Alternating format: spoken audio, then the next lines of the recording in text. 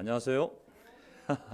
오늘 아침에는 그 중구청에서 직원이 나와가지고 그 우리 그 자체 체크리스트를 주면서 작성해 놓으면 끝날 때 와서 가져가겠다고 체크리스트를 주고 갔습니다. 그래서 오늘 딱 아주 모범적으로 딱 아주 FM대로 오늘 우리가 모인 것 같아서 너무나 다행이라는 생각이 듭니다.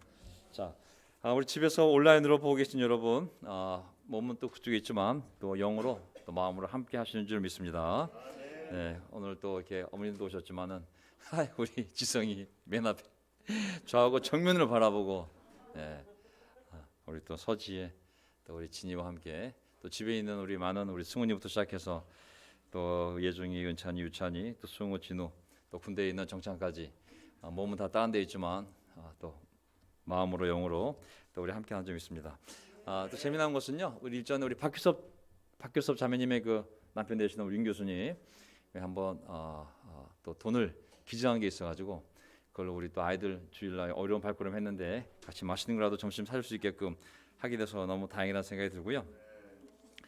자, 진짜 오늘 또 이렇게 놀라운 찬양과 또 성찬도 해주신 우리 강성만 형제님, 이제 한 1년 좀 넘게 혼자 또 우리 최승일 형제와 함께 교대로 주일날 또 송을 해왔는데, 우리 또 바라기는 화면에 안 나오더라도 우리 자매들 목소리도 함께 여기 또 하게 되면 또 서로 이렇게 힘이 날 텐데, 우리 최승일 형제 아내 되시는 우리 유수진 자매도 정말 주일날 같이 올라오셔서 또 송도 하시고, 또 싱글 자매 중에 또 할 수 있는 분들 또 올라오셔서 같이 또 주일날 하시게 되면 또 서로가 모두가 또 격려될 거라는 생각이 들었습니다. 오늘 강동호 얼마나 좋아요. 어머니께 효도도 하고 또 하나님께 예배도 드리고 아주 그냥 주일날 쉬는 날 이렇게 용기를 내서 이렇게 오게 되어서 보게 되어 너무 기쁩니다. 젊은 피가 점점 수혈되는 것 같습니다. 아멘. 자, 지금 700명대이기 때문에 사실 조심해야 되거든요. 우한에서 사실 한 명으로부터 시작된 거거든요. 지금 이게 전 세계 지금 10억이 퍼졌는데 그 10억의 시작이 한 명이거든. 한 명. 그 한 명이 오염이 되면서 전염이 된 거거든요. 결정적인 장소가 중국의 그 명절 날 수많은 사람들이 식사하면서 집단 실사하면서 이제 한꺼번에 쫙 퍼져나간 거거든요. 그래서 우리가 계속 이 식사하는 거 조심하시고 어쨌든 방역 원칙을 지키면서 정말 조심스럽게 잘 모이고 지혜롭게 잘 모여야겠습니다. 어쨌든 명동교회 이제 나온 지 연수로 좀 시간이 지나가는데, 바라기는 우리 안에서 또 집사도 나오시고 또 우리 장로님도 나오셔야 되고, 이 안에서 목사도 나와야 되고, 또 우리 전도사 서지성 전도사 또 나와야 되고, 좀 하나님이 시간이 지남에 따라 좀 하나님께서 역사하실 걸 분명히 믿고요. 제가 오늘 준비한 설교는 여러분들이 편하게 한번 같이 어저께는 황사지만 어버이날이 어린이날 겹쳐서 사람들이 굉장히 많이 움직였거든요. 교통도 엄청 막혔는데 오늘은 차분하게 그냥 제가 준비한 마태복음에 대한 1장부터 제가 28장까지 우리가 정말 위로가 되는 꼭 알아야 되는 구절들 뽑아서 제가 그냥 쭉 한번 정리했습니다. 그래서 같이 한번 보려고 그러는데요.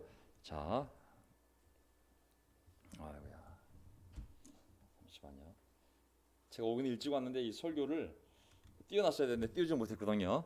제가 지금 한번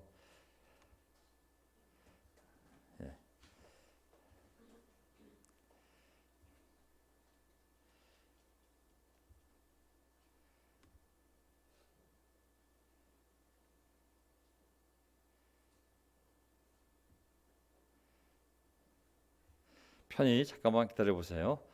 자, 진리와 은혜의 충만이 아닌데 역시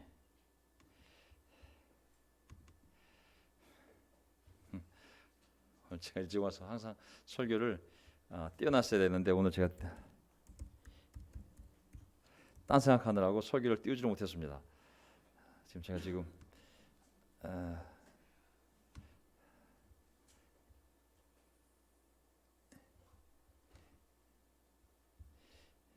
이제서야 설교를 제가 지금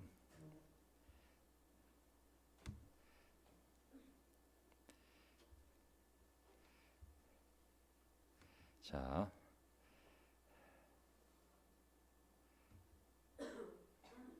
마태복음 띄어졌네요. 제가 한번 띄우겠습니다. 이제 자,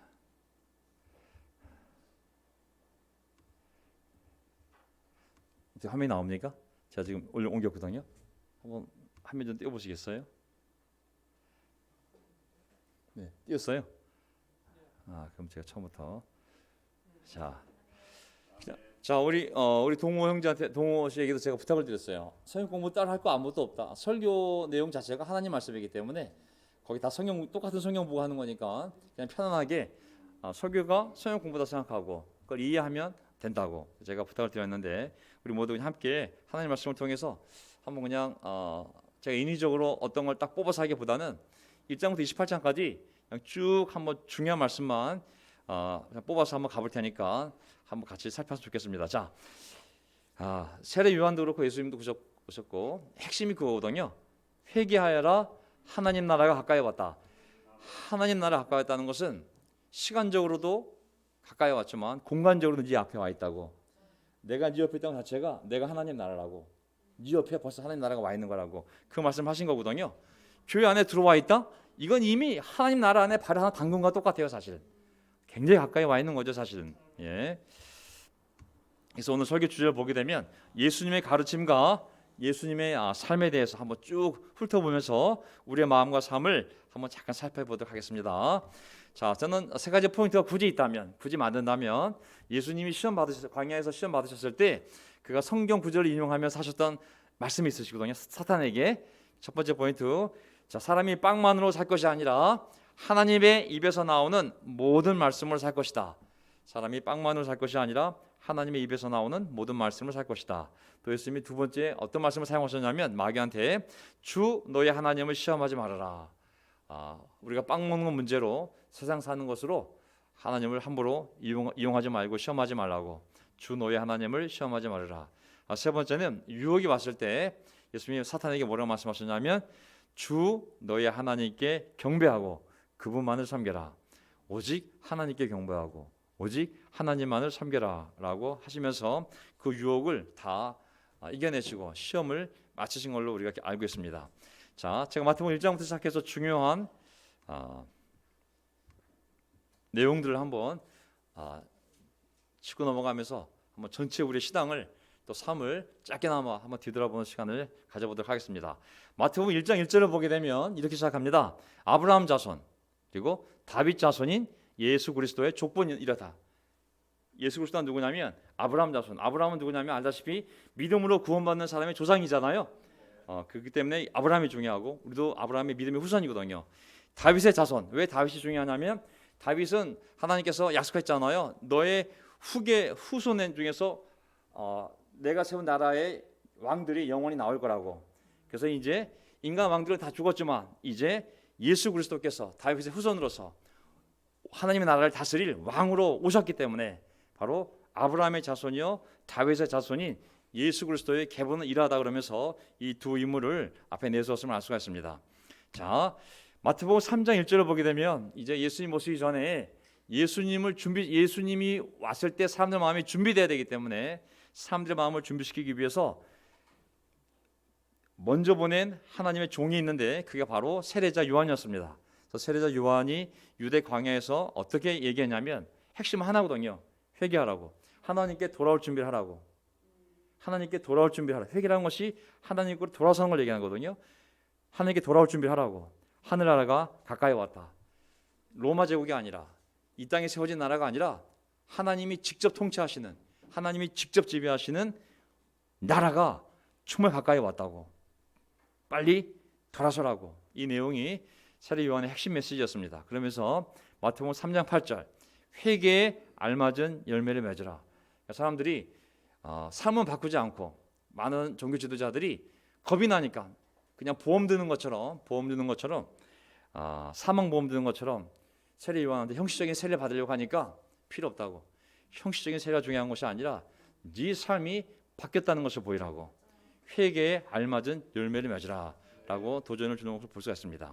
이런 상황 속에서 이제 예수님이 오셔서 시험을 받지 않습니까? 그래서 방금 봤던 구절처럼 이 육체적인 시험, 정신적인 시험, 영적인 시험을 유혹을 다 이겨내고 결국은 아까 봤던 구절처럼 세상에 어떤 영광을 줘도 나는 세상의 영광은 따라가지 않겠다. 오직 하나님만을 경배하며 하나님만을 섬기겠다 하고 마귀가 주는 유혹을 물리치시거든요. 그러면서 이제 예수님도 메시지가 똑같아요. 그때부터 예수께서는 회개하여라 하늘나라가 가까이 왔다 하고 선포하기 시작하였다. 결국은 교회는 뭐 많은 걸 할 수 있지만 예수님이 머리로 계시면, 예수님의 머리에 연결된 몸이라면 해야 할 일이 하나밖에 없어요. 결국은 사람들로 하여금 하나님께 빨리 돌이켜라, 하늘나라가 가까이 왔다. 이게 교회의 메시지거든요. 그래서 저는 우리가 계속 해나갈 일이 이라고 분명히 믿습니다. 교회 메시지는 세상을 향하여 하나님께 빨리 돌아오라고, 하늘나라가 네 옆에 가까이 왔다고. 그러면서 또 하나 그 하늘나라를 전파할 일꾼이 필요했기 때문에 예수님이 제자들을 삼는 모습이 있어요. 마태복음 4장 19절에 가게 되면 예수께서 그들에게 말씀하셨다. 나를 따라오너라. 한편으로는 하늘나라 선포하고 그 하나님의 나라를 확장시켜 나갈 일꾼들을 찾는 거잖아요. 그게 나를 따라오너라. 나는 너희를 사람을 낚는 어부로 삼겠다. 결국 사람 낚는 어부는 뭐겠습니까? 하나님 나라를 선포하고 사람들이 하나님 나라 들어올 수 있도록 돕는 자들이 바로 사람 낚는 어부가 아니겠습니까? 그게 예수님을 따르는 길이라고 믿습니다. 저도 이 구절을 보고 제 인생을 바꿨고요. 우리 앞에 계신 강수만 형제님도 정말 어렸을 때부터 저보다 더 열정적으로 하나님을 섬긴 자였지만은 또 어느 순간 자기 삶에 결정적으로 이 구절을 보면서 또 삶을 완전히 바꿀 수 있는 또 결정적인 말씀이 되었던 것이죠. 우리 조한지 형제님도 마찬가지고 저는 분명히 믿는 것은 우리 모두 이 구절, 나를 따라오너라. 나는 너희를 사람 낚는 어부로 삼겠다 했을 때 이 말씀에 좀 하나님의 계시로 받아들이고 우리의 삶의 소명으로 받아들이고 다 이곳에 하나님의 가족으로 함께한 자들이라고 믿습니다. 아멘. 맞죠? 우리 송수 어머니 맞죠? 우리 어머님들도 다 이 구절을 보면서 정말 다니던 교회도 있었고 종교적인 삶도 있었지만 단칼에 정리하고 나는 예수님의 제자로 사람 낚는 어부로 살겠다는 그러한 결심을 하고 다 이 공동체 안에 한 가족이 된 줄 믿습니다. 자, 그러면서 이제 예수님의 가르침을 보게 되면 이 땅에서 어떻게 잘 먹고 잘 사는가에 대한 메시지가 아니라 보이지 않는 하나님의 나라, 그리고 또 하나님의 자녀됨, 또 앞으로 받을 천국에서의 어떤 그런 소망과 축복에 대해서 말씀하기 시작한 거거든요. 그러니까 이제 눈에 보이는 삶에 얽매였던 사람들한테 눈에 보이지 않는 영적인 세계를 열어주시는 거예요. 그러면서 이제 8가지 복을, 팔복, 산상수훈 그 내용이 있는데 내용을 잠깐 정리해 보면 마태복음 5장 3절 마음이 가난한 사람 복이 있다. 그러면서 이 땅의 나라가 아니라 하늘 나라가 그들의 것이다. 이게 벌써 눈이 이 땅에서 잘 먹고 잘 사는 것이 아니라 싹 눈을 하나님의 나라 들어가는 것이 진짜 복이라고. 그래서 맨 마지막에 또 보면 9절에 보면 평화를 이루는 사람은 복이 있다. 하나님이 그들을 자기의 자녀라고 부를 것이다. 아니 이 땅에서 쌀 생기는 것도 아닌데 하나님의 자녀라 불리는 것이 복인가? 근데 그게 진짜 복이라고. 하나님의 자녀가 되는 것이 진짜 복이라고. 12절 너희는 기뻐하고 즐거워하라. 그러면서 이 땅에서 받는 상이 아니라 하늘에서 받을 너희의 상이 크기 때문이다. 이게 전부 이게 하나님을 바라보게 만드는 거잖아요. 지금 당장의 상이 아니라 앞으로 천국에서 받을 상. 이 땅에 내가 막 정치인이 되고 막 권력자가 되고 막 의사가 되고 변호사가 되고 막 돈 잘 버는 사람이 되는 것이 아니라 하나님의 자녀가 되는 거. 야, 진정한 복은 무엇이냐? 하늘나라 안에 들어오는 거. 이러면서 사람들의 이 생각과 이 눈을 영적인 것으로, 이 하나님의 것으로 돌리는 거거든요. 그러면서 이제 하나씩 사람들의 삶의 축을, 중심을 이 땅에서 영적인 것으로 하나님으로 선한 것으로 이렇게 옮겨줍니다. 그러면서 이제 보세요. 우리의 삶의 목적이 뭐냐면 마태복음 6장 20절 그러 너희를 위하여 보물을 하늘에 쌓아두어라. 하늘에 보물을 쌓아두어라. 33절 너희는 먼저 하나님의 나라와 하나님의 의를 구하여라. 그러면 이 모든 것을 너희에게 더하여 주실 것이다. 이 메시지를 보면 전부 하나님의 나라, 하나님의 의, 하늘에 쌓는 것. 이 사람들 따라오는 사람들의 시각을 하늘로 돌리는 것을 볼 수가 있습니다.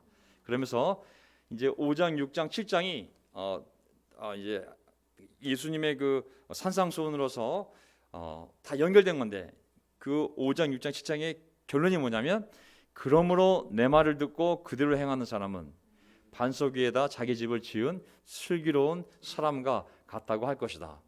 그러니까 하나님의 나라를 선포하고 회개하라고, 그리고 그 나라를 전할 제자들을 날 따라오라고 하시면서 이제 가르치기 시작하는 거예요. 하나님의 나라가 어떤 나라인지, 그리고 또 어떻게 살아야 되는지.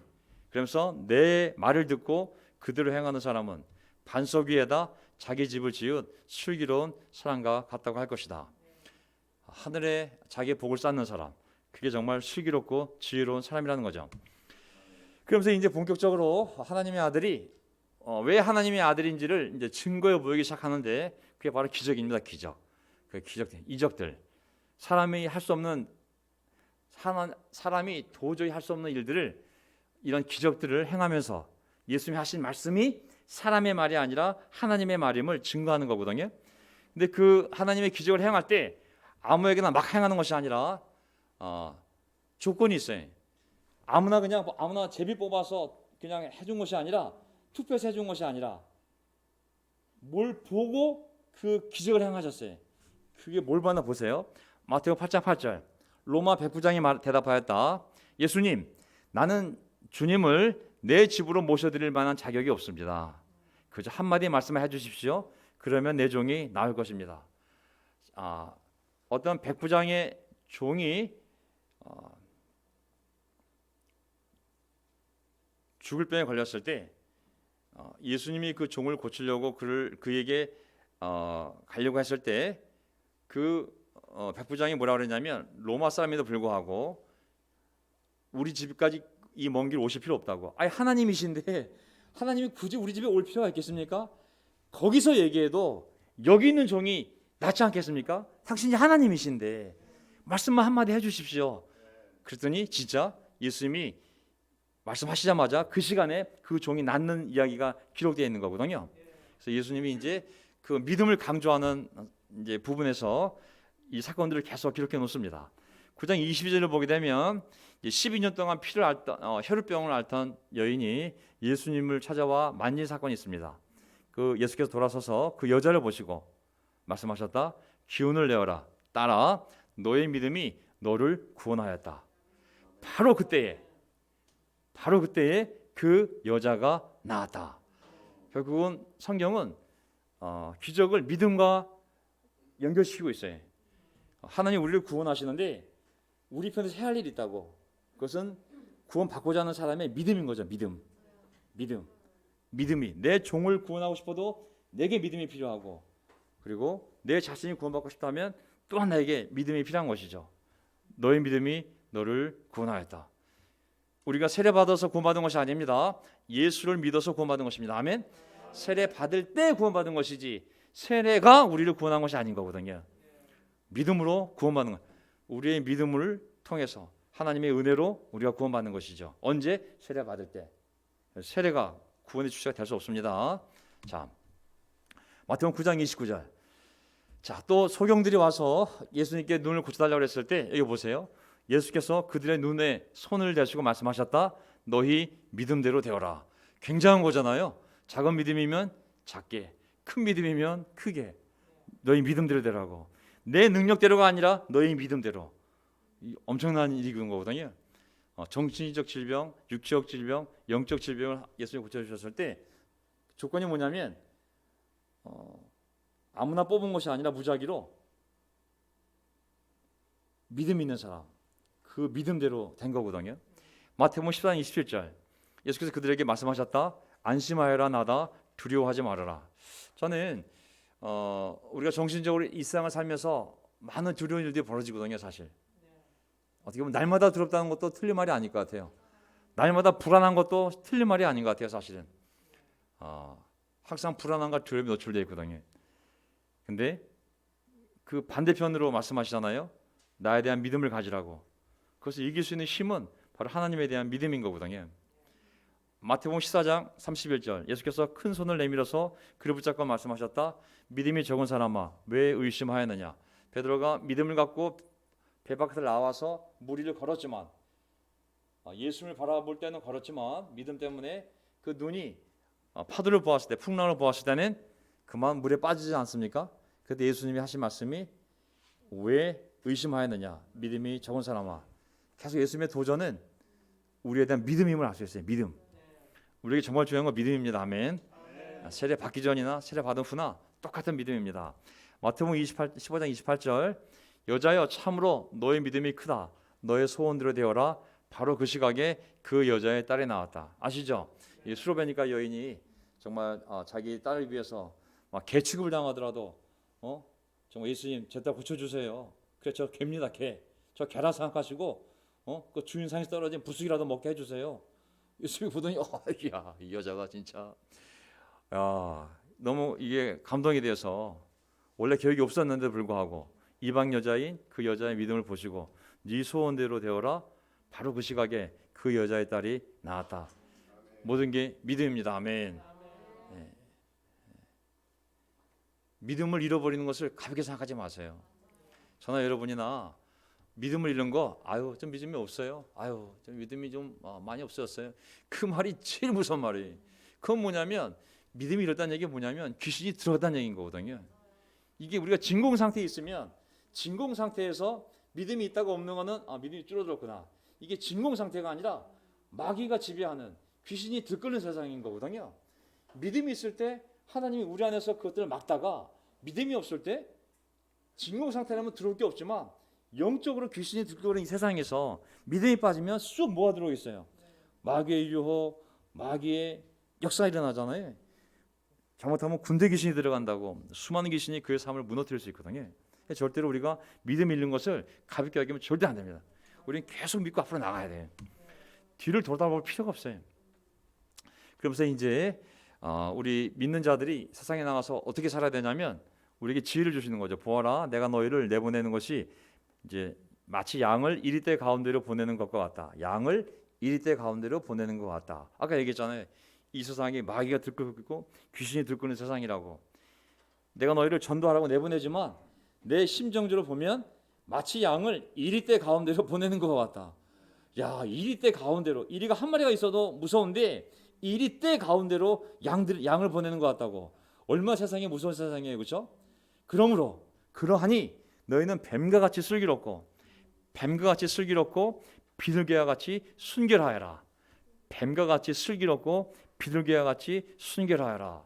우리 세상에 복음을 전할 때 뱀과 같이 슬기롭고 비둘기와 같이 순결하라. 자, 마태복음 10장 28절. 그리고 두려움에 대해서 몸은 죽일지라도 영혼은 죽이지 못하는 일을 두려워하지 말고. 세상 왕들, 세상 통치자들, 그들은 몸을 죽일지라도 영혼은 죽이지 못한다고. 하지만 영혼도 몸도 둘 다 지옥에 던져서 멸망시킬 수 있는 분을 두려워하라.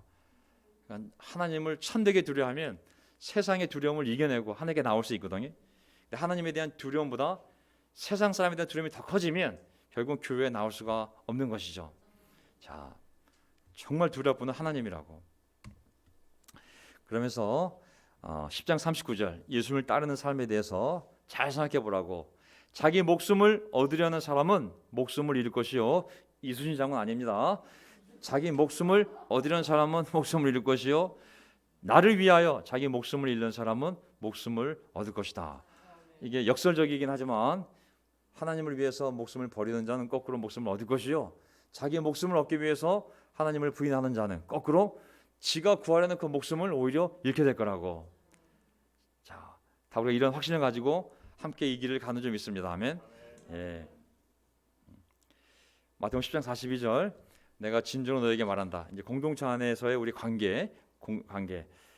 이 작은 사람들 가운데 하나에게 내 제자라고 해서 냉수 한 그릇이라도 주는 사람은 절대로 자기가 받을 상을 잃지 않을 것이다.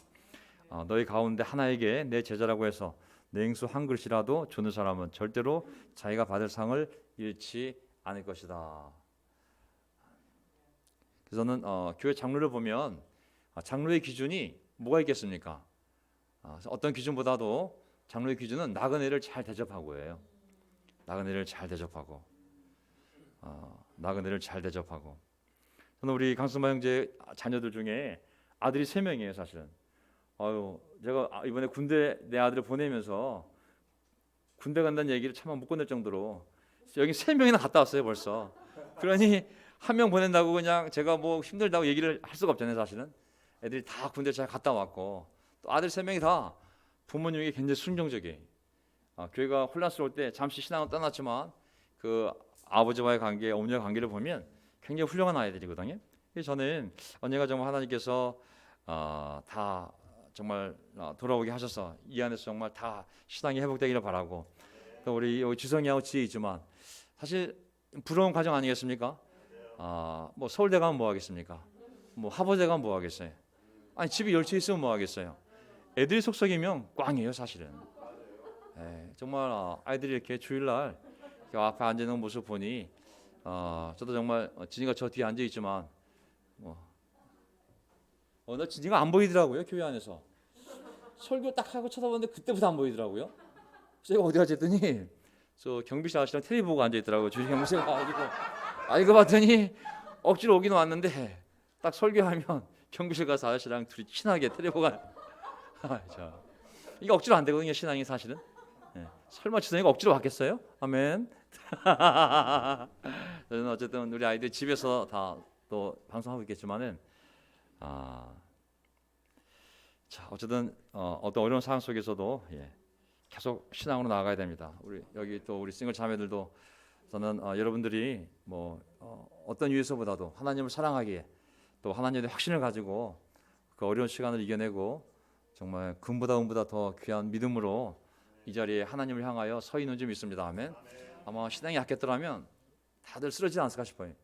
하지만 하나님이 주는 힘으로 또 성령으로 어쨌든 의지하면서 여기까지 온 걸 생각하면 저는 정말 하나님께서 여러분들에게 많은 상을 저보다 더 많은 상을 정말 저보다 더 많은 상을 주시리라 믿습니다. 제가 더 많은 상을 주시리라 믿습니다. 항상 기도하고 포기하지 마시고 우리 함께 계속 기도합시다. 하나님의 어떤 놀라운 상으로 우리 인도하실지. 그러면서 이제 예수님이 하신 이 말씀 보세요. 마태복음 11장을 보게 되면 우리가 잘 아는 구절인데 무거운 짐을 진 사람은 모두 내게로 오너라. 왜 무거운 짐을 펴겠냐면 그 당시 유대인들이 하나님을 믿는다고 했지만 그 교회가 그들 어깨에 넘겨준 짐이 너무 무거운 거예요. 하나님이 준 짐이 아니라 그 종교 지도자들이 옮겨놓은 짐인 거예요. 하나님은 613가지만 조심하라고 알려주었는데 하지 마라. 그들은 수만 가지 법규를 만들어서 그들에게 움직이지도 못하고 먹지도 못하고 정말 그들에게 자유를 뺏어간 거예요. 예수를 믿어서 하나님 믿어서 자유로워야 되는데 오히려 교회로 와서 더 삶이 무겁고 힘들어진 거와 똑같은 거거든요. 사실은 물론 자기들의 죄의 짐도 있지만 그런 잘못된 신학적인 지식, 잘못된 교회 전통, 잘못된 교회 인도자들 그들 밑에서 지지도 말아야 돼. 질 필요도 없는 짐을 너무 많이 지고 있는 그들을 보면서 다 내게로 오라고. 내가 다 짐을 다 없애주겠다고. 이 쉬게 하겠다는 게 뭐겠어요? 멈추게 해주겠다고.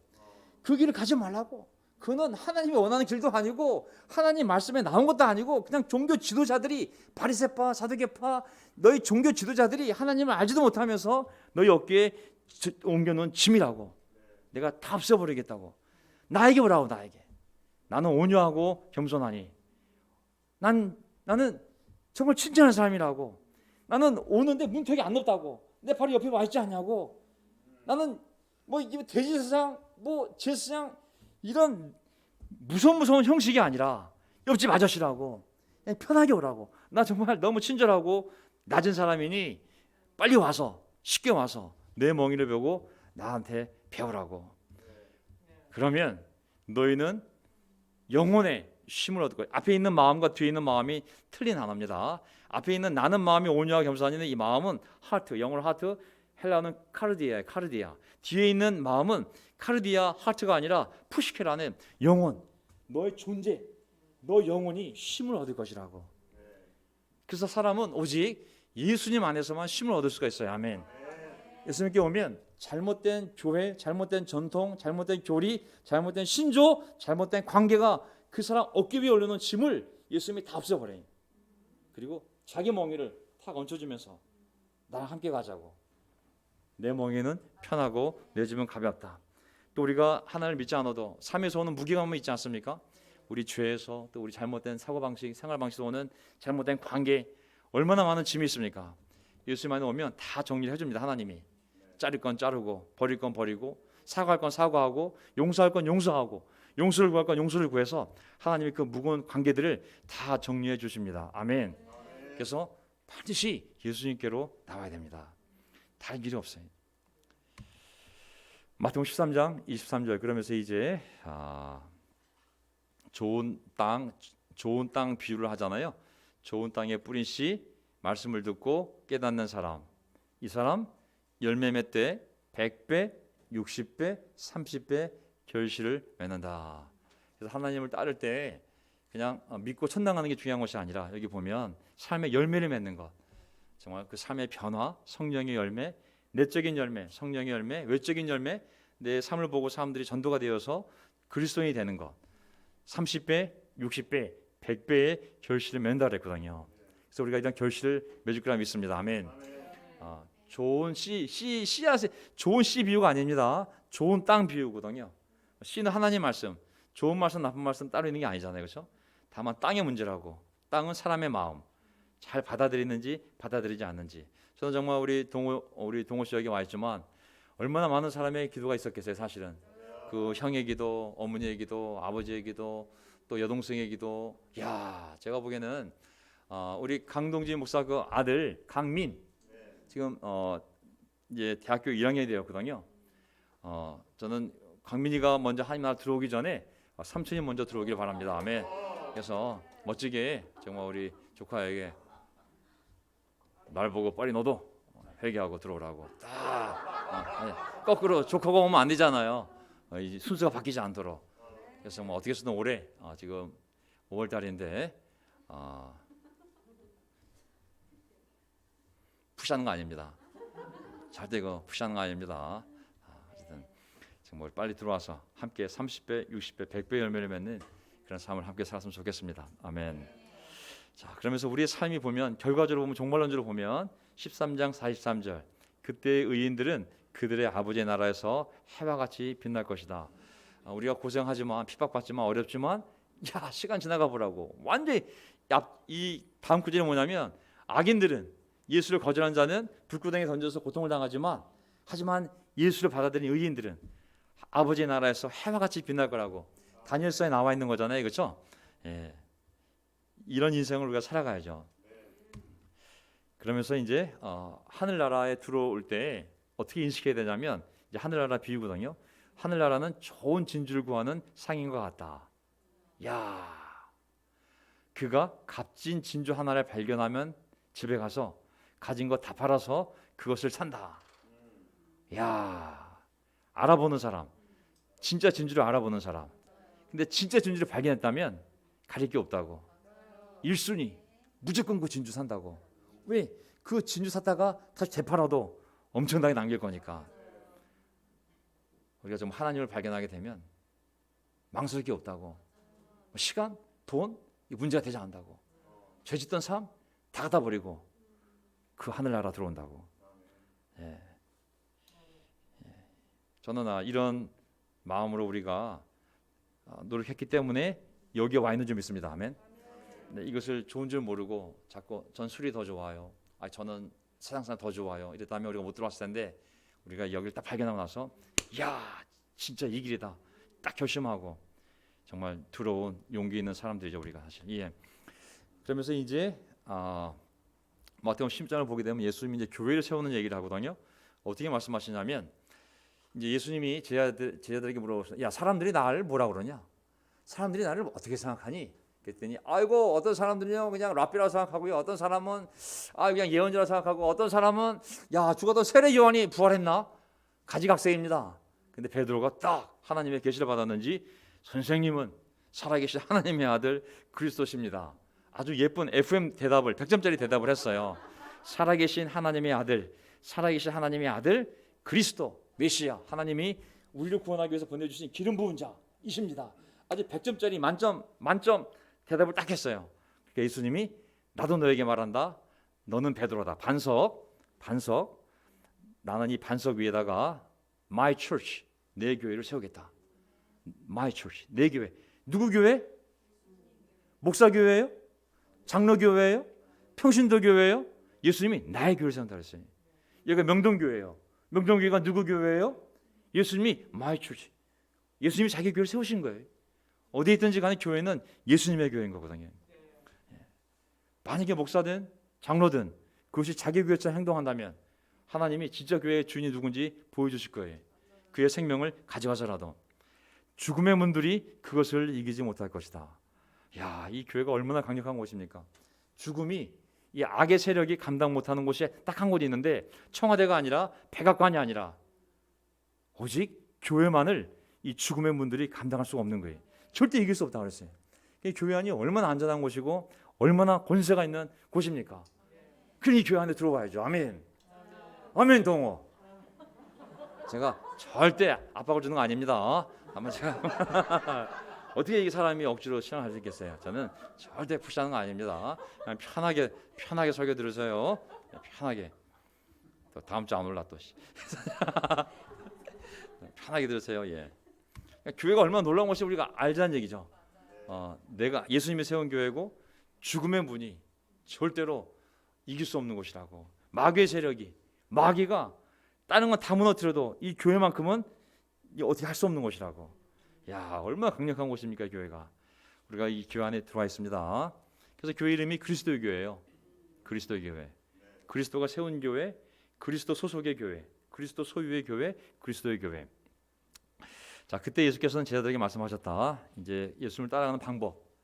누구든지 날 따라오려거든 자기 부인하고 자기 십자가 지고 나를 따라오너라. 자기를 부인하고 자기 십자가를 지고 나를 따라오너라. 자,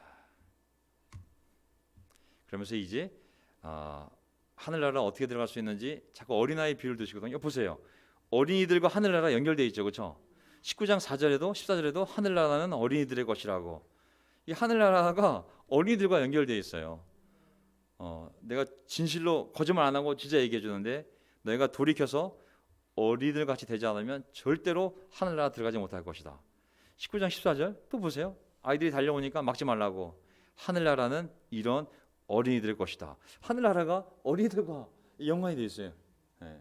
그 당시에 그 바리사파, 대제사장들, 율법학자, 서기관들 생긴 것도 무서운데 막 근엄한 표정 짓고 너희들 못 들어간다고. 차라리 이렇게 나에게 달려온 이 어린 아이들이 이런 아이들이 하늘나라에 들어갈 수가 있다고.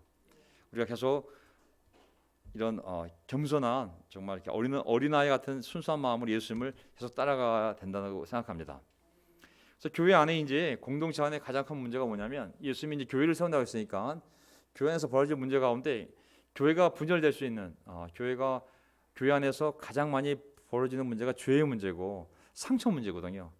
예수님이 뭐라고 말씀하시냐면 마태복음 18장 15절 너희 형제가 너에게 죄를 짓거든 가서 단둘이 있는 자리에서 그에게 충고하여라. 그가 너의 말을 들으면 너는 그 형제를 얻은 것이다. 그러니까 이제 공동체 안에 가장 어려운 게 뭐냐면 돈 문제 아닙니다. 성가대나 뭐 다른 문제라기보다는 갈등 문제거든요, 사실. 그래서 그걸 잘 풀지 않으면 이게 목사와 싸우면 교회가 갈라지게 되고 성도와 싸우게 되면 교회를 떠나게 되고 이게 사실 갈등 문제가 가장 어려운 문제거든요. 이걸 풀어야만 되거든요. 푸는 방법은 뭐냐면 당사자끼리 가서 얘기하라고. 그 사람에게 가서 단둘이 이 방법을 알려주는 겁니다. 안 되면 하나 더 데려가고 마지막 안 되면 목사 데려가고 그래도 안 되면 사과를 안 하면 잠깐 교회를 나가게 하고 교회가 어쨌든 이 평화롭게 가야 되기 때문에 그러면서 강조되는 게 뭐냐면 용서거든요.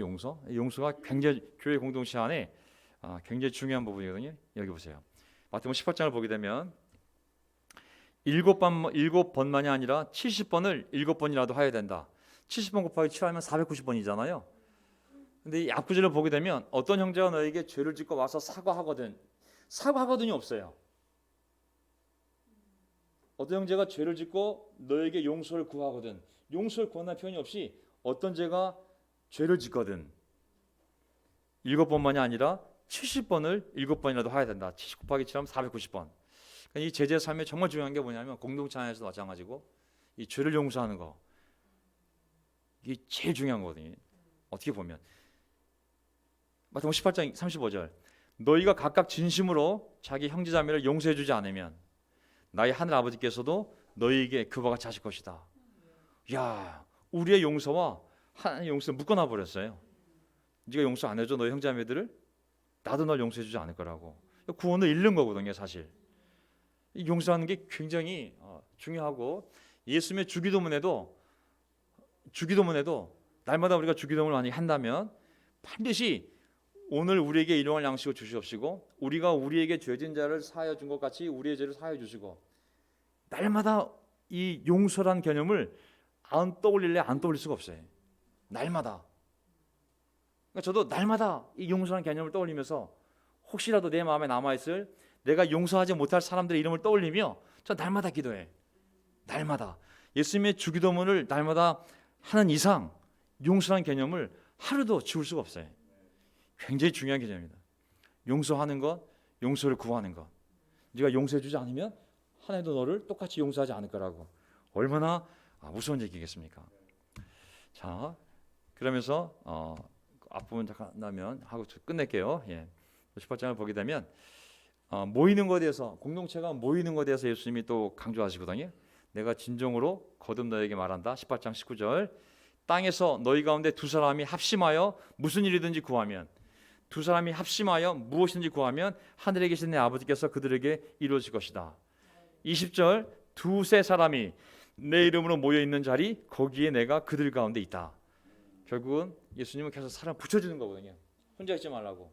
모여서 함께 기도하고, 모여서 예배하고, 마음을 합해서 구하라고. 내가 반드시 그 자리에 있을 것이고 반드시 그 기도를 들어줄 것이라고. 교회는 모이지 않으면 힘이 없습니다.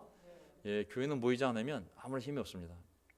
저도 마음속에 뭐 큰 고민하기보다는 생각하고 있는 게, 어떻게 우리가 더 병역 원칙을 지키면서 모일 수 있을까? 뭐 온라인으로도 모이고 오프라인으로도 모이고, 어쨌든 모여야 우리가 힘이 나고, 모여서 함께 또 기도할 때 하나님이 들어주시니까. 저도 정말 많은 지혜가 필요하고, 원칙은 우리가 100명 기준 했을 때 20명이 넘으면 안 됩니다. 여기에 20명을 넘게 되면 병역 수칙을 어기게 된 거거든요. 사실은 병역 어기게 되면 담당자 300만 원 벌금이에요. 그리고 2주 동안, 한 달 동안 폐쇄해요. 여기 폐쇄. 참 이게 어려운 환경인데 여러분들 하나님 어떻게 잘 조절해 주셔서 지금 잘 모이고 있는데, 조심해서 우리가 계속 잘 가봐야죠. 결혼에 대해서 예수님이 말씀하시거든요. 결혼.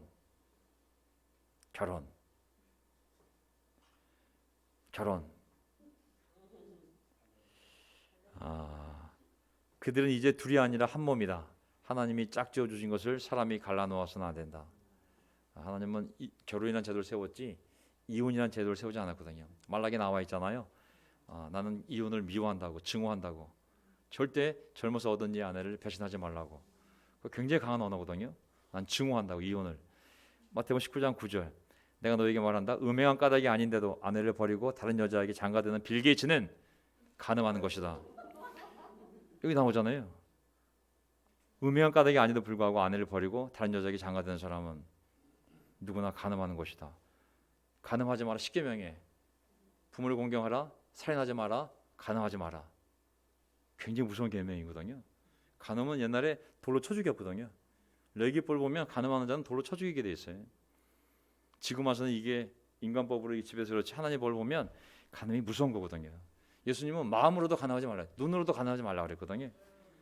근데 빌 게이츠 형님께서 왜 그러셨는지 모르시겠어요? 참, 그 형님 정말. 자, 그러면서 미래에 대해서 마태복음 19장 29절. 내 이름을 위하여 집이나 형제나 자매나 아버지나 어머니나 자식이나 땅을 버린 사람은 100배나 받을 것이요 또 영원한 생명을 물려받을 것이다. 그래서 우리의 수고가, 우리의 희생이 결코 헛되지 않다는 거, 반드시 100배를 받을 거라는 거, 이 땅에서 반드시 보상을 받을 거라는 거. 오늘 세상에서는 100배 정도가 아니라 영원한 생명, 영원히 누리는 것이, 영원히 누리게 될 거라고. 왜? 예수님을 위하여 집이나 형제나 자매나 아버지나 어머니나 자식이나 땅을 버린 사람은 100배를 받을 것이요. 저는 결국은 버린 것 같지만 하나님이 다 100배로 돌려줄 줄 믿습니다. 아멘. 그 100배를 받는 것 중에 우리를 핍박하던 부모님도 다시 우리가 믿음의 부모로 돌려받게 되고, 그렇죠? 예, 반드시. 저는 하나님의 은혜를 성경을 강조하고 있는데 구원에 있어서 이 구절만 하고 끝내겠습니다. 건너뛰고. 자, 당신의 품삯이나 받아가지고 돌아가시오. 당신에게 주는 것과 똑같이 이 마지막 사람에게 주는 것이 내 뜻이오. 이거 아시겠어요? 포도원 비유에서 아침 9시에 나가서 일할 사람 데려온 사람, 그리고 해 지기 바로 직전 오후 5시에 나가서도 일꾼을 데려왔잖아요. 근데 계산할 때 그 주인이 똑같은 일당을 준 거예요. 그러니까는 맨 먼저 아침 9시부터 일한 사람들이 이거 뭐야? 내가 아침 9시에 왔는데 8시간 일한 놈이나 아니면 5시에 오고서 1시간 일한 사람이 똑같아? 따진 거예요. 왜 저 사람에게 똑같이 주냐고. 그러니까는 예수님이 뭐라고 표현하고 있냐면 20장 15절, 내 것을 가지고 내 뜻대로 할 수 없다는 말이요. 내가 후하기 때문에 그것이 당신 눈에 거슬리어 하였다. 왜? 내가 이방인들 구하니 유대인들아 너희들 마음에 걸리니? 내가 구원을 너희들에게 준 것과 똑같은 것을 이방에게 주는데 내가 은혜를 베푸는데 너희들이 왜 나한테 뭐라 그러냐? 너희들은 너희들이 받을 구원이나 받아. 나는 이들도 구원하는 것이 내 마음이다. 왜? 나는 은혜의 하나님, 자비 하나님이기 때문에. 우리 그리스도인에게 주어진 은혜와 악인들이 받는 은혜가 있어요. 보세요. 악인들이 잘 먹고 잘 사는 것에 대해서는 시편에 나와 있어요. 부러워하지 말라고. 다 사라진다고. 한순간에 망할 거라고. 절대 그들 보고 부러워하지 말라고. 하지만 우리 안에서 하나님이 시차를 두고 우리에게 주는 축복이 기계적이지는 않을 것 같아. 하지만 그것조차도 하나님의 은혜 가운데 다 컨트롤하시는 줄 믿습니다. 아멘. 다만 받는 자들이 그것을 이기적으로 쓰지 않고 베푸는 쪽으로 계속 나아가지 않는다면 하나님이 또 도로 가져가시지 않겠습니까? 우리 복음의 핵심은 하나님의 은혜라는 거. 우리만 구원받는 것이 아니라 하나님은 모든 사람이 구원받기를 바라신다는 거. 모든 사람이. 예. 나중에 우리 지성이가 꼭 외워야 될 구절이 나왔어요. 마태복음 20장 28절. 하나님의 아들은 섬김을 받으러 온 것이 아니라 섬기러 왔으며 많은 사람을 위하여 자기 목숨을 몸값으로 치러 주려고 왔다. 이게 이제 우리 리더십들이 어떻게 교회를 위해서 세워지고 섬겨야 되는지 나온 구절이거든요. 섬김을 받으러 온 것이 아니라 섬기러 왔으며 많은 사람을 위하여 자기 목숨을 몸값으로 치러 주려고 왔다. 굉장히 중요한 말씀. 섬김을 받으러 온 것이 아니라 섬기러 왔으며 어디까지 섬기냐면 다른 사람을 구원하려고 목숨까지 버리려고 왔다. 저는 이 구절이 이루어지지 않기 때문에 제3에서도 이루어지지 않기 때문에 항상 교회는 분열이 있고 교회는 상처가 있고 그리고 교회가 어려움을 겪지 않나 싶습니다. 이 구절. 자, 돌리겠습니다. 다 돌리고 이제 마지막으로 가게 되면 여기 마태복음 24장 11절 13절 보세요. 우리가 조심해야 될 거 보세요. 조심해야 될 거. 거짓 예언자들이 많이 일어나서 교회 안에서든 교회 밖에서든 많은 사람을 홀릴 것이다. 그리고 불법이 성하여 사람들이 제멋대로 살기 때문에 그것을 본 사람들이 많은 사람의 사랑이 식을 것이다.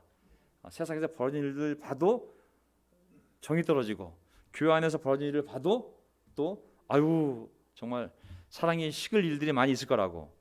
그러나 끝까지 견디는 사람은 구원을 얻을 것이다. 아멘. 끝까지 견뎌야 돼. 세상을 보고 실망이 와서 제로가 안 되고 교회 안에서 벌어지는 실망된 일을 보고 나도 안 믿어 해도 안 되는 거죠. 그건 그들의 죄고 하나님 심판하실 거예요. 하지만 끝까지 견디는 사람은 구원을 얻을 것이다. 아멘.